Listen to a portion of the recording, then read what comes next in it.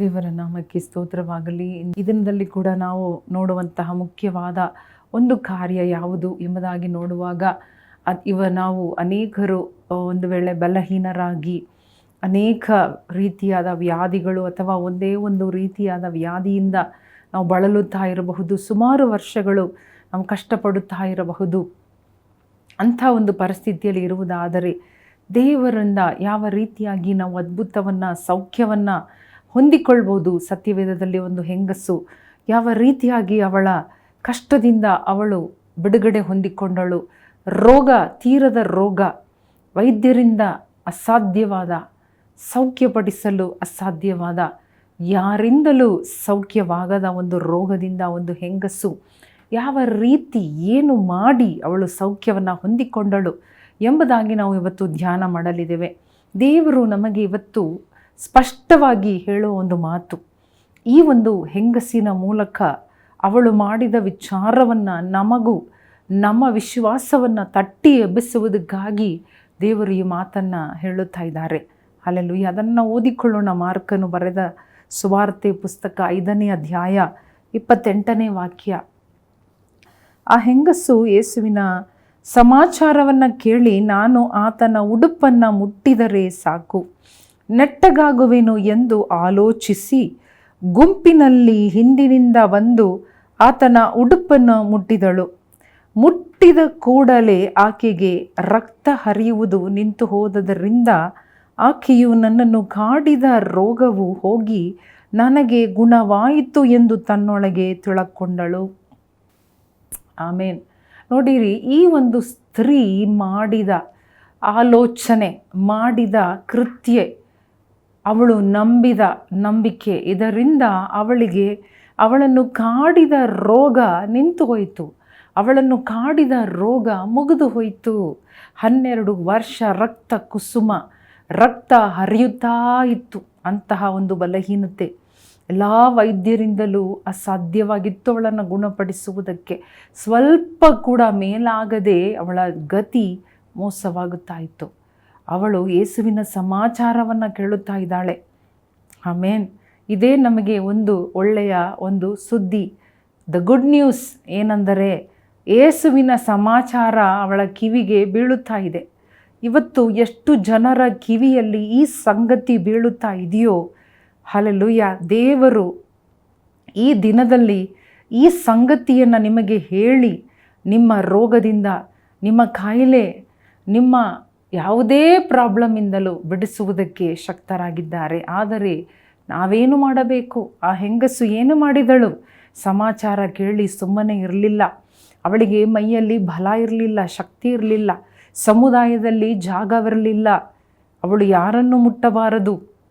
ಅವಳು ಯಾರನ್ನು ಮುಟ್ಟುತ್ತಾಳೋ ಅವರು ಮೈಲಿಯಾಗುತ್ತಾರೆ.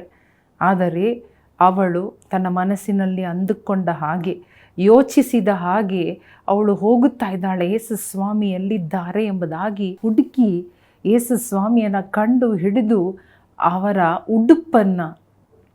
ಉಡುಪಿನ ತುದಿಯನ್ನು ಅವಳು ಮುಟ್ಟುತ್ತಾ ಇದ್ದಾಳೆ.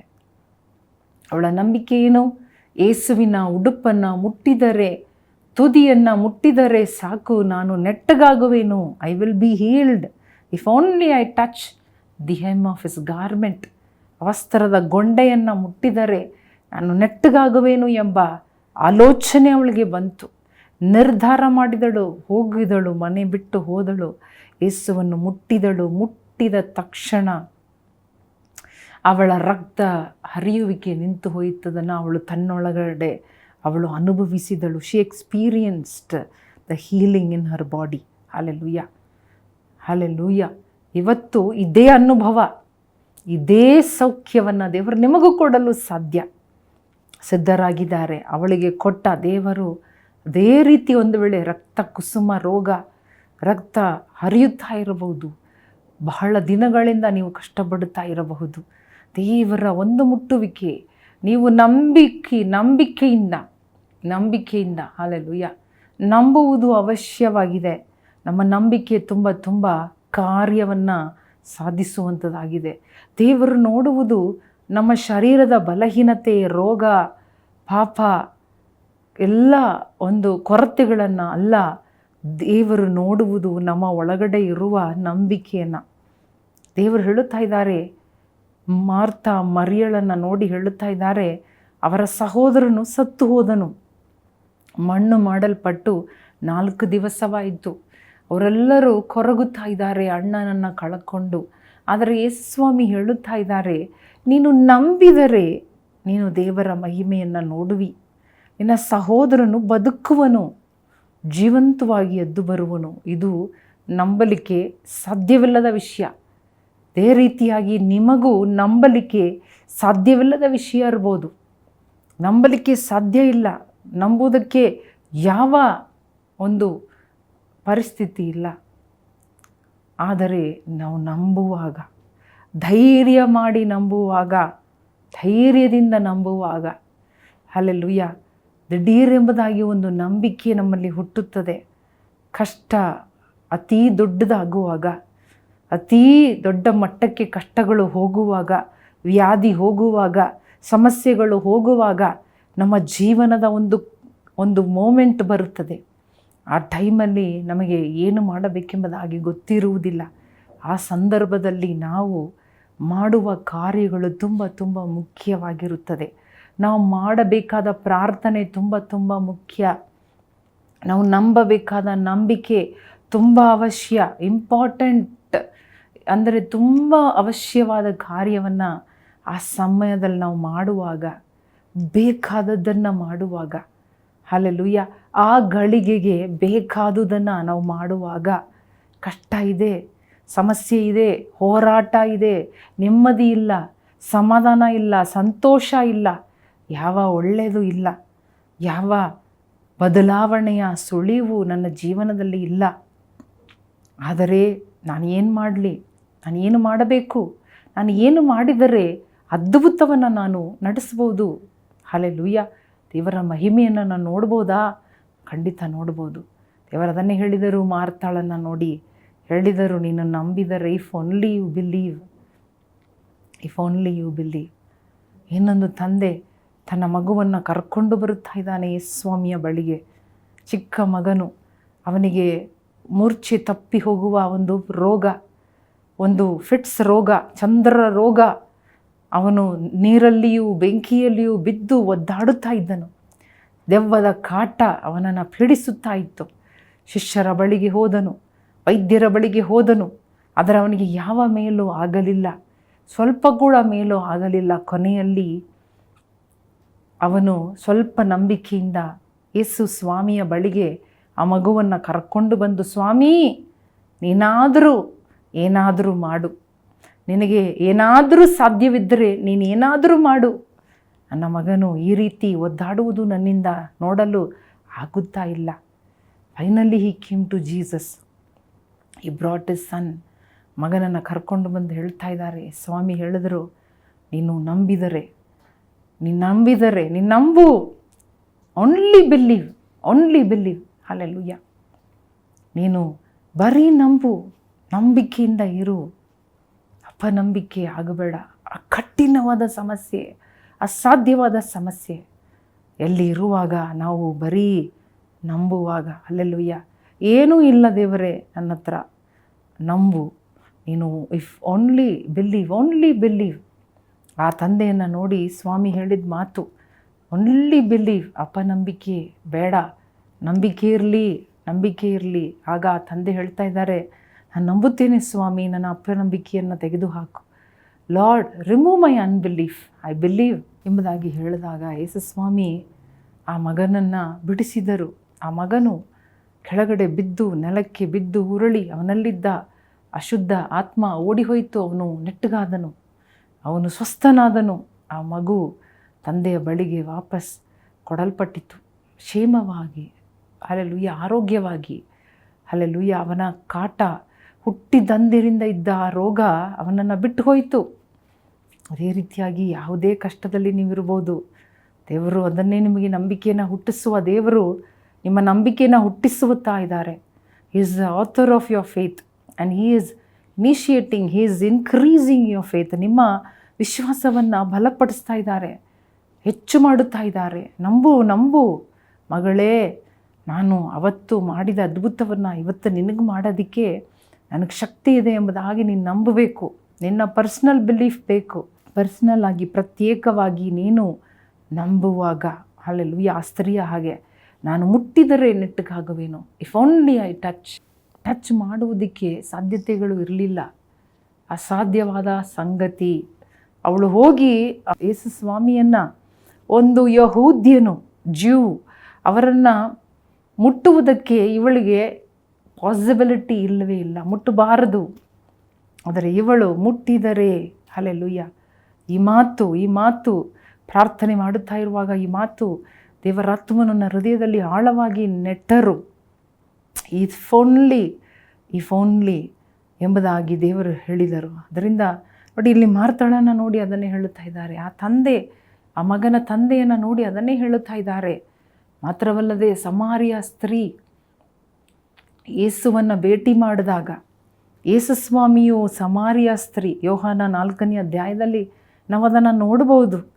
ಅವರನ್ನು ಭೇಟಿ ಮಾಡಿ ಯೇಸು ಸ್ವಾಮಿ ಅವಳ ಸಂಗಡ ಮಾತನಾಡುತ್ತಾ ಇದ್ದಾರೆ.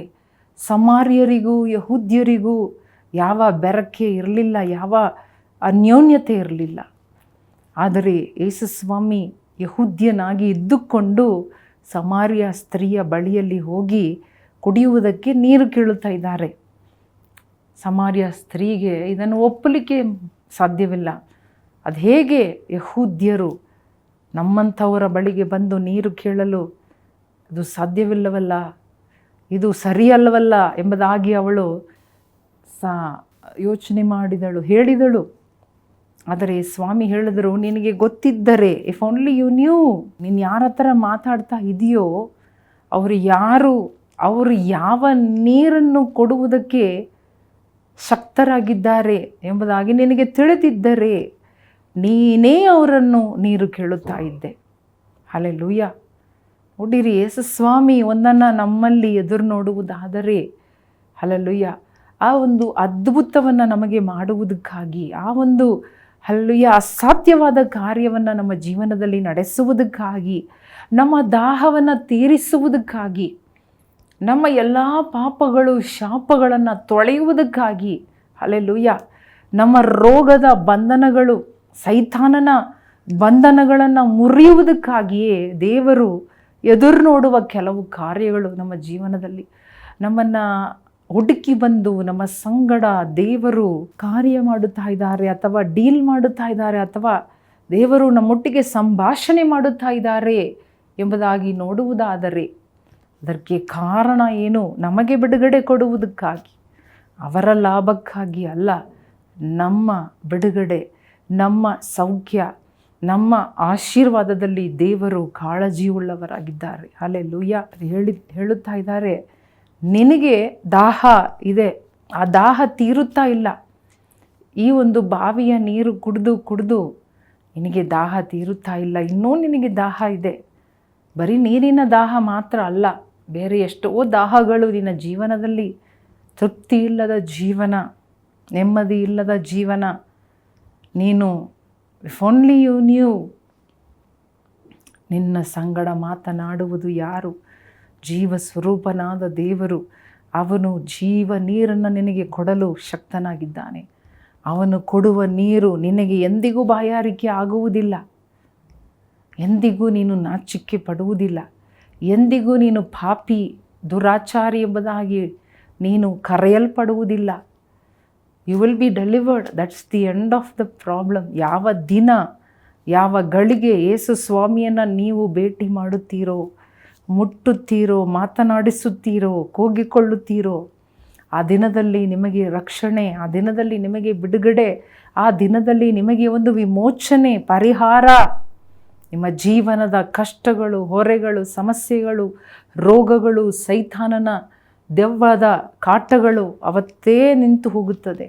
ಆ ದಿನದಲ್ಲಿ ಮುಗಿದು ಹೋಗುತ್ತದೆ. ಹಲ್ಲೆಲೂಯಾ. ಅದಕ್ಕಾಗಿಯೇ ದೇವರು ನಿಮ್ಮನ್ನು ಹುಡುಕಿ, ನಿಮ್ಮನ್ನು ಕರೆಯುತ್ತಾ ಇದ್ದಾರೆ, ನಿಮಗೆ ಹೇಳುತ್ತಾ ಇದ್ದಾರೆ. God is speaking to you today. ದೇವರು ನಿಮ್ಮ ಸಂಗಡ ಮಾತನಾಡುತ್ತಾ ಇದ್ದಾರೆ. ಮಗಳೇ, ನಿನ್ನ ವಿಶ್ವಾಸ, ನಿನ್ನ ನಂಬಿಕೆ ಮುಖ್ಯ. ನೀನು ಅಂದುಕೋಬೇಕು, ನೀನು ಯೋಚಿಸಬೇಕು. ಮಾತ್ರವಲ್ಲದೆ ನೀನು ಎದ್ದು ಅದನ್ನು ಮಾಡಬೇಕು. ಹಲ್ಲೆಲೂಯಾ. ನೀನು ಏನು ನಿರ್ಧಾರ ಮಾಡಿಕೊಂಡಿದೆಯೋ ಅದನ್ನು ನೀನು ಮಾಡಬೇಕು ಎಂಬುದಾಗಿ ದೇವರು ಜ್ಞಾಪಕಪಡಿಸುತ್ತಾ ಇದ್ದಾರೆ, ಮಾತನಾಡುತ್ತಾ ಇದ್ದಾರೆ. ಹಲ್ಲೆಲೂಯಾ. ಆ ಹೆಂಗಸು ಮುಟ್ಟುವಾಗ ಅವಳು ನೆಟ್ಟಗಾದಳು. ಮಾರ್ತಳು ನಂಬುವಾಗ ಅವಳ ಸತ್ತು ಹೋದ ಸಹೋದರನು ಎದ್ದು ಬಂದನು. ಯೋಹಾನ 11ನೇ ಅಧ್ಯಾಯ. ಅವನು ಜೀವಂತವಾಗಿ ಎದ್ದು ಬಂದನು. ಯೇಸುಸ್ವಾಮಿ ಬರಮಾಡಿದರು. ನಂಬಿಕೆಯನ್ನು ನೋಡುತ್ತಾ ಇದ್ದಾರೆ. ಇವತ್ತು ನನ್ನ ನಂಬಿಕೆ ಎಷ್ಟು ದೃಢವಾಗಿದೆ, ಎಷ್ಟು ಚಂಚಲತೆ ಇಲ್ಲದೆ ಇದೆ ಎಂಬುದಾಗಿ ದೇವರು ನೋಡುತ್ತಾ ಇದ್ದಾರೆ. Is watching you. ಅವರು ನಿನ್ನ ಪ್ರಾರ್ಥನೆ ಕೇಳುತ್ತಾ ಇದ್ದಾರೆ. ಹೌದು, ನಿನ್ನ ಕಷ್ಟ, ನಿನ್ನ ನರಳಾಟ, ನೀನು ಆ ನೋವನ್ನು ನೀನು ತಿಂದುಕೊಂಡು ಆ ನೋವನ್ನು ಅನುಭವಿಸುತ್ತಾ ಇರುವುದನ್ನು ದೇವರು ಖಂಡಿತ ನೋಡುತ್ತಾ ಇದ್ದಾರೆ. ಆದರೆ ದೇವರು ನಿನ್ನಿಂದ ಎದುರು ನೋಡುವ ಆ ಒಂದು ದೃಢವಾದ ನಿರ್ಧಾರ, ದೃಢವಾದ ನಂಬಿಕೆ, ದೃಢವಾದ ಒಂದು ಅರಿಕೆ, ಅವಳು ಅರಿಕೆ ಮಾಡಿದಳು, ನಾನು ಮುಟ್ಟಿದ್ರೆ ನೆಟ್ಟಗಾಗುವೇನೋ. ಇಲ್ಲಿ ನಾವು 3 ಹೆಂಗಸ್ ಬಗ್ಗೆ ನೋಡಿದ್ದೀವಿ. All 3 R women. ಅವ್ರು 3 ಜನ ವ್ಯತ್ಯಾಸವಾದವರು. ಒಬ್ಬರು ಅನ್ಟಚಬಲ್ ಅಥವಾ ಅವರು ಅಶುದ್ಧವಾದ ಒಂದು ಹೆಂಗಸು. ಎರಡನೆಯದಾಗಿ ಒಂದು ಸಮಾರ್ಯ ಹೆಂಗಸು. ಅವಳು ಅನೇಕ ಪುರುಷರೊಡನೆ ಮದುವೆ ಮಾಡಿ ಜೀವನ ಮಾಡುತ್ತಾ ಇದ್ದಳು. ಅವಳ ಮದುವೆ ಜೀವನ ಮುರಿದು ಹೋಗಿತ್ತು. ಅವಳಿಗೆ ಎಲ್ಲರೂ ಅವಳನ್ನು ದುರಾಚಾರಿ ಎಂಬುದಾಗಿ ಅವಳನ್ನು ಕಡೆಗಾಣಿಸಿದರು. ಯಾರೂ ಅವಳನ್ನು ನೋಡುವುದಕ್ಕೂ ಮಾತನಾಡಿಸುವುದಕ್ಕೂ ಸಹಾಯ ಮಾಡುವುದಕ್ಕೂ ಮನಸ್ಸು ಮಾಡುತ್ತಾ ಇರಲಿಲ್ಲ. ಅವಳು ಯಾವ ಕುಲದವಳು? ಸಮಾರ್ಯ ಕುಲದವಳು, ಸಮಾರ್ಯ ದೇಶದವಳು. ಸಮಾರ್ಯ ದೇಶಕ್ಕೂ ಯಹೂದ್ಯರಿಗೂ ಯಾವ ಸಂಬಂಧನೋ ಅವರ ಮುಖ ಕೂಡ ನೋಡಲು ಅವರು ಇಷ್ಟಪಡುವುದಿಲ್ಲ. ದ ಜ್ಯೂಸ್ ಅವರು ಈ ಸಮಾರ್ಯ ಪಟ್ಟಣದ ಒಳಗಡೆ ಕೂಡ ಅವರು ಹಾದು ಹೋಗುವುದಿಲ್ಲ, ಅಷ್ಟು ಹಾಗೆ ಮಾಡುತ್ತಾ ಇದ್ದರು. ಆಮೇಲೆ ಮಾರ್ತಾ ಮರಿಯಳು ಇಬ್ಬರು ಸಹೋದರಿಯರು. ಅವರು ಇದ್ದ ಒಂದೇ ಸಹೋದರನನ್ನು ಅವರು ವ್ಯಾಧಿಯಿಂದ ಅವನು ಸತ್ತು ಹೋದನು. ಮಣ್ಣಾಯಿತು, ಸಮಾಧಿಯಾಯಿತು. 4 ದಿವಸಗಳ ನಂತರ ಯೇಸುಸ್ವಾಮಿ ಅವರ ಮನೆಗೆ ಬೆಥಾನಿಯಾಗಿ ಅವರ ಊರಿಗೆ ಬರ್ತಾ ಇದ್ದಾರೆ. ಈಗ ಏನು ಬಾಕಿ ಇದೆ? ಸತ್ತ ಮೇಲೆ, ಹೂಣಿಡಲ್ಪಟ್ಟ ಮೇಲೆ ಏನು ಬಾಕಿ ಇದೆ? ಏನು ಸಾಧ್ಯ? Is there any possibility? ಆದರೂ ಸ್ವಾಮಿ ಬರುವಾಗ, ಹಲ್ಲೆಲೂಯಾ, ಇವತ್ತು ಕೂಡ ನಿಮ್ಮ ಜೀವನದಲ್ಲಿ ಕೂಡ ಇಂತಹ ಇಂಪಾಸಿಬಲ್ ಆದ ಒಂದು ಪ್ರಾಬ್ಲಮ್, ಒಂದು ಕಷ್ಟ, ಒಂದು ಪರಿಸ್ಥಿತಿ ಇರಬಹುದು. ದೇವರು ನಿಮ್ಮನ್ನೇ ನೋಡಿ ಮಾತನಾಡ್ತಾ ಇದ್ದಾರೆ. ಸಮ್ಟೈಮ್ಸ್ ನಮಗೇನು ಅನಿಸುತ್ತೆ, ಅಯ್ಯೋ ನನ್ನ ಪ್ರಾಬ್ಲಮ್ ಎಲ್ಲ ಸಾಧ್ಯ ಇಲ್ಲ. ಮೇ ಬಿ ಬೇರೆ ಯಾರಿಗೋ ದೇವರು ಮಾತಾಡ್ತಾ ಇದ್ದಾರೆ, ನನಗಲ್ಲ ಇದು.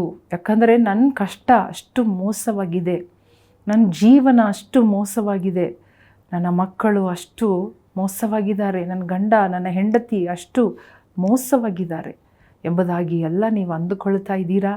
ನಿಮ್ಮನ್ನೇ ನೋಡಿ ಸ್ವಾಮಿ ಹೇಳುತ್ತಾ ಇದ್ದಾರೆ. ಹಲ್ಲೆಲೂಯಾ. ಸೊ ನಿಮ್ಮನ್ನು ನೋಡಿ ಹೇಳುವ ಈ ಮಾತು, ನೀವು ಅದನ್ನು ಅಂಗೀಕಾರ ಮಾಡಿ ನಂಬಿಕೆಯಿಂದ ಅರಿಕೆ ಮಾಡಿರಿ. ನಾನು ದೇವರನ್ನು ಮುಟ್ಟುತ್ತೇನೆ, ನಾನು ನೆಟ್ಟಗಾಗುತ್ತೇನೆ. ಹಲ್ಲೆಲೂಯಾ. ಪ್ರಾರ್ಥನೆ ಕೋಣೆ ಒಳಗಡೆ ಹೋಗಿ ಮೊಣಕಾಲು ಊರಿ ಸ್ವಾಮಿಯ ಬಳಿಗೆ ಮಾತನಾಡ್ರಿ. ಈ ಹೆಂಗಸು ಹೇಳಿಕೊಂಡಿದ್ದು ಸ್ವಾಮಿಗೆ ಗೊತ್ತಿಲ್ಲ, ಕೇಳಿಸ್ಲೂ ಇಲ್ಲ. ಆ ಎಲ್ಲ ವಿಷಯವನ್ನು, ಸಂಗತಿಯನ್ನು ಸ್ವಾಮಿ ಕೇಳಿಸ್ಕೊಳ್ತಾ ಇದ್ದಾರೆ. ನನ್ನನ್ನು ಮುಟ್ಟಿದ್ದು ಯಾರು? ಇವಳು ಮುಟ್ಟಿದ್ದು ವಿಶೇಷವಾಗಿತ್ತು. ನೀವದನ್ನು ಮಾಡುವಾಗ ನೋಡಿ, ಈ ರೀತಿ ಪ್ರಾರ್ಥನೆ ಮಾಡುವಾಗ, ನಂಬುವಾಗ, ನಿಮ್ಮ ನಂಬಿಕೆ, ನಿಮ್ಮ ಪ್ರಾರ್ಥನೆ ವ್ಯತ್ಯಾಸವಾಗಿರುತ್ತದೆ. ಹಲ್ಲೆಲೂಯಾ. ಅದು ವಿಶೇಷವಾಗಿರುತ್ತದೆ. ಅದು ಸ್ವಾಮಿಯನ್ನೇ ಅದು ಆಶ್ಚರ್ಯಗೊಳಿಸುತ್ತದೆ. ಅದು ಸ್ವಾಮಿಯನ್ನೇ ನಿಲ್ಲಿಸಿಬಿಡುತ್ತದೆ. ಯೇಸು ಸ್ವಾಮಿ ತಕ್ಷಣ, ಮುಂದಿನ ವಾಕ್ಯ ನೋಡ್ರಿ, ತಕ್ಷಣ ಯೇಸು ಸ್ವಾಮಿ ಆ ಕ್ಷಣವೇ ಯೇಸು ತನ್ನಿಂದ ಶಕ್ತಿಯು ಹೊರಟಿತ್ತೆಂದು ತನ್ನಲ್ಲಿ ತಿಳ್ಕೊಂಡು ಗುಂಪಿನಲ್ಲಿ ಹಿಂತಿರುಗಿ ನನ್ನ ಉಡುಪನ್ನು ಮುಟ್ಟಿದ್ದು ಯಾರು ಮುಟ್ಟಿದರು ನನ್ನ ಉಡುಪನ್ನು ಎಂಬುದಾಗಿ ಯೇಸು ಸ್ವಾಮಿ ಕೇಳ್ತಾ ಇದ್ದಾರೆ. ಅಷ್ಟು ವಿಶೇಷವಾದ ರೀತಿಯಲ್ಲಿ ಆ ಹೆಂಗಸು ಯೇಸು ಸ್ವಾಮಿಯ ಉಡುಪನ್ನು ಮುಟ್ಟುತ್ತಾ ಇದ್ದಾಳೆ. ಆ ಮುಟ್ಟುವಿಕೆ ವಿಶೇಷವಾಗಿತ್ತು.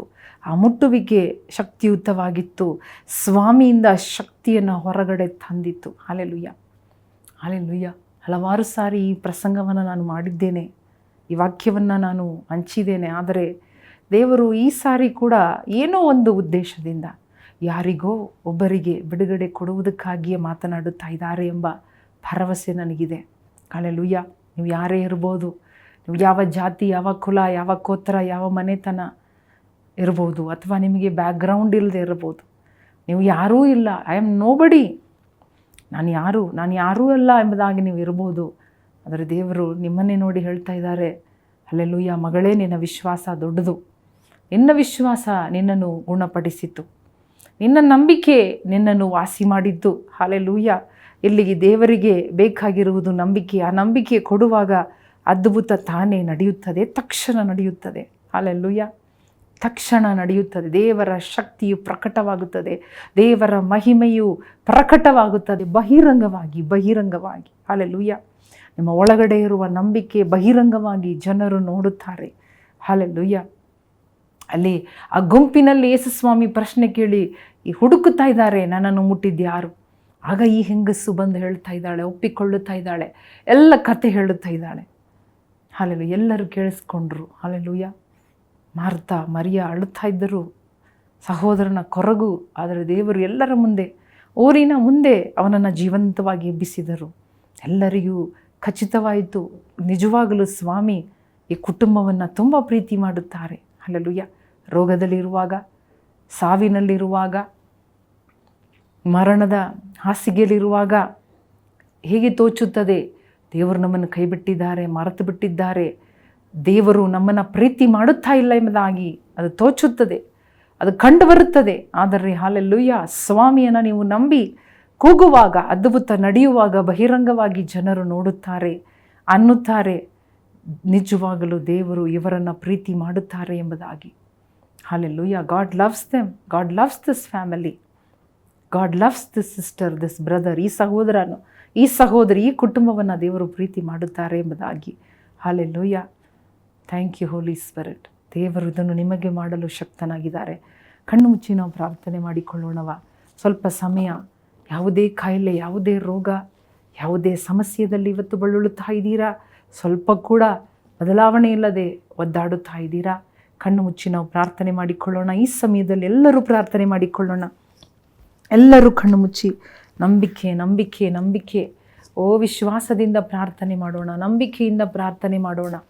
ದೇವರು ಹಲ್ಲೆಲೂಯಾ, ನಂಬುವವರಿಗೆ ಎಲ್ಲವೂ ಸಾಧ್ಯ. ನೀನು ನಂಬಿದರೆ ದೇವರ ಮಹಿಮೆಯನ್ನು ನೋಡುವಿ. ಮಗಳೇ, ನಿನ್ನ ನಂಬಿಕೆ ದೊಡ್ಡದು. ಮಗನೇ, ನಿನ್ನ ನಂಬಿಕೆ ದೊಡ್ಡದು. ಇಸ್ರಾಯೇಲಲ್ಲಿ ಇಂತಹ ನಂಬಿಕೆ ನಾನು ನೋಡಲಿಲ್ಲ. ಕರ್ನಾಟಕದಲ್ಲಿ, ಬೆಂಗಳೂರು ಪಟ್ಟಣದಲ್ಲಿ, ಯಾವುದೇ ಜಿಲ್ಲೆಯಲ್ಲಿ ನೀವಿದ್ದರೂ ಆ ಜಿಲ್ಲೆಯಲ್ಲಿ ಅಂತಹ ನಂಬಿಕೆ ಯೇಸು ಸ್ವಾಮಿ ನೋಡದ ನಂಬಿಕೆ ನೀವು ತೋರಿಸ್ರಿ. ನಿಮ್ಮಲ್ಲಿ ಆ ನಂಬಿಕೆ ಬರಲಿ. ಹಲ್ಲೆಲೂಯಾ. ಮಗಳೇ, ಸಮಾಧಾನದಿಂದ ಹೋಗು. ಮಗನೇ, ಸಮಾಧಾನದಿಂದ ಹೋಗು. ನಿನ್ನ ರೋಗ ನೀಗಿ, ನಿನ್ನ ಕಾಯಿಲೆ ನೀಗಿ, ಸುಖವಾಗಿರು, ನೆಮ್ಮದಿಯಾಗಿರು, ಸಮಾಧಾನದಿಂದ ಇರು. ಹಲ್ಲೆಲೂಯಾ. ಸಂದಲ ರಿಬಾಲ ಬಾಕಬ. ಓ ಜೀಸಸ್. ಗಡ್ಡೆಗಳು ಮಾಯವಾಗಲಿ, ಎಲ್ಲ ರೋಗ ನೀಗಲಿ, ಎಲ್ಲ ರೋಗ ವಾಸಿಯಾಗಲಿ. ತೀರದ ರೋಗ, ವಾಸಿಯಾಗದ ರೋಗ, ಸ್ವಲ್ಪ ಕೂಡ ಆರದ ರೋಗ, ಯೇಸುವಿನ ನಾಮದಲ್ಲಿ ಎಲ್ಲ ಅಲರ್ಜಿಗಳು, ಮತ್ತೆ ಮತ್ತೆ ರಿಪೀಟ್ ಆಗುವ ಅಲರ್ಜಿ, ರಿಪೀಟ್ ಆಗುವ ರೋಗ, ರಿಪೀಟ್ ಆಗುವ ಜ್ವರ, ರಿಪೀಟ್ ಆಗುವ ಕೆಮ್ಮು, ರಿಪೀಟ್ ಆಗುವ ತಲೆನೋವು, ಯೇಸುವಿನ ನಾಮದಲ್ಲಿ. ಹಲ್ಲೆಲೂಯಾ. ರಿಪೀಟ್ ಆಗುವ ಆಕ್ಸಿಡೆಂಟ್ಗಳು, ರಿಪೀಟ್ ಆಗುವ ಹಾರ್ಟ್ ಅಟ್ಯಾಕ್, ಹಾರ್ಟ್ ಬ್ಲಾಕ್ಗಳು, in the mighty name of Jesus. Hallelujah. ರಮ ಸಂದಲ ರಬಕಬ. ರಿಪೀಟ್ ಆಗುವ ಫಿಟ್ಸ್. ಹಲ್ಲೆಲೂಯಾ. ಎಲ್ಲ ರೋಗ ಯೇಸುವಿನ ನಾಮದಲ್ಲಿ ತೊಲಗಲಿ, ಯೇಸುವಿನ ನಾಮದಲ್ಲಿ ವಾಸಿಯಾಗಲಿ, ಯೇಸುವಿನ ನಾಮದಲ್ಲಿ ಸೌಖ್ಯ ಉಂಟಾಗಲಿ. Be healed, be healed. Hallelujah. By the power of the Holy Spirit, by the power of the blood of Jesus. Hallelujah. ಯೇಸುವಿನ ಮೇಲಿರುವ ಶಕ್ತಿ, ಯೇಸುವಲ್ಲಿರುವ ಶಕ್ತಿ ನಿಮ್ಮ ಒಳಗಡೆ ಈಗಲೇ ಹರಿದು ಬರಲಿ, ಹರಿದು ಬರಲಿ, ಹರಿದು ಬರಲಿ. ನೆತ್ತಿಯಿಂದ ಅಂಗಾಲ್ವರೆಗೂ ಸೌಖ್ಯ, ಎಲುಬುಗಳಲ್ಲಿ ಸೌಖ್ಯ, ಎಲುಬುಗಳಲ್ಲಿ ಸೌಖ್ಯ, ಎಲುಬುಗಳಲ್ಲಿ, ಕೀಳುಗಳಲ್ಲಿ. Thank you Lord. ಸೌಖ್ಯ ನರಗಳಲ್ಲಿ, ನಾಡಿ ನರಗಳಲ್ಲಿ ಸೌಖ್ಯ, ಸೌಖ್ಯ, ಸೌಖ್ಯ. ಸತ್ತು ಹೋಗಿರುವ ನರಗಳು, ಟ್ವಿಸ್ಟ್ ಆಗಿರುವ ನರಗಳು ಯೇಸುವಿನ ನಾಮದಲ್ಲಿ ನಾರ್ಮಲ್ ಆಗಲಿ. In the name of Jesus. ಕಣ್ಣಿನಲ್ಲಿರುವ ಬಲಹೀನತೆ, ಕಣ್ಣು ಕಾಣದೆ ಕಣ್ಣಲ್ಲಿರುವ ಎಲ್ಲ ಬಲಹೀನತೆ, yes Lord, every sickness related to eyes be healed. ಕಣ್ಣು ಕಾಣದವರು ಕಣ್ಣು ತೆರೆಯಲ್ಪಡಲಿ ಯೇಸುವಿನ ನಾಮದಲ್ಲಿ. ಕಿವಿಗಳು ತೆರೆಯಲ್ಪಡಲಿ, ಬಾಯಿ ತೆರೆಯಲ್ಪಡಲಿ ಇನ್ ದ ನೇಮ್ ಆಫ್ ಜೀಸಸ್. Hallelujah, hallelujah. ಯೇಸುವಿನ ನಾಮದಲ್ಲಿ ಗರ್ಭಕೋಶದಲ್ಲಿರುವ ಪ್ರಾಬ್ಲಮ್, ಎಲ್ಲ ಗರ್ಭಕೋಶ ಸಂಬಂಧಪಟ್ಟ ಪ್ರಾಬ್ಲಮ್, ಹಾಲೆಲೂಯ, ಈಗಲೇ ವಾಸಿಯಾಗಲಿ, ಈಗಲೇ ಸೌಖ್ಯ ಉಂಟಾಗಲಿ. Healing in the name of Jesus. Deliverance ಯೇಸುವಿನ ನಾಮದಲ್ಲಿ. ಬಿಡುಗಡೆ ಆಗಲಿ. ಸೌಖ್ಯ ಉಂಟಾಗಲಿ ಯೇಸುವಿನ ನಾಮದಲ್ಲಿ. ಟ್ಯಾಬ್ಲೆಟ್ಟಿಂದ ಸಾಧ್ಯ, ಇಂಜೆಕ್ಷನಿಂದ ಸಾಧ್ಯ, ಟ್ರೀಟ್ಮೆಂಟು, ಸರ್ಜರಿಯಿಂದ, ಹಾಲೆಲೂಯ, ಚಿಕಿತ್ಸೆಯಿಂದ ಸಾಧ್ಯವಾದದ್ದು ಈಗ ನಿನ್ನ ಬಲ, ನಿನ್ನ ಶಕ್ತಿಯಿಂದ ಸಾಧ್ಯವಾಗಲಿ ಸ್ವಾಮಿ. ಈ ಸ್ಕ್ರೀನ್ ಮುಖಾಂತರ, ಫೇಸ್ಬುಕ್ ಮುಖಾಂತರ, ಯೂಟ್ಯೂಬ್ ಮುಖಾಂತರ, ಹೋಪ್ ಟಿವಿ ಚಾನಲ್ ಮುಖಾಂತರ ಒಬ್ಬೊಬ್ಬರಿಗೂ ಸೌಖ್ಯ ಉಂಟಾಗಲಿ. ನಿನ್ನ ಶಕ್ತಿ ಹರಿದು ಹೋಗಲಿ Lord. Let your power penetrate through their bodies right now Lord. Hallelujah. Yes Lord. ಇಮಾ ಸಂದಲ ರಬಖಬ, ನಿನ್ನ ಶಕ್ತಿ ಈಗಲೇ ಹರಿದು ಹೋಗುತ್ತಾ ಇದೆ. ದೇವರ ಶಕ್ತಿ ಹರಿದು ಬರುತ್ತಾ ಇದೆ. ದೇವರ ಶರೀರದಿಂದ ಹರಿದು ಬಂದ ಅದೇ ಶಕ್ತಿ, ಆ ಹೆಂಗಸಿಗೆ ಹರಿದು ಬಂದ ಶಕ್ತಿ ನಿಮಗೋಸ್ಕರ ಹರಿದು ಬರುತ್ತಾ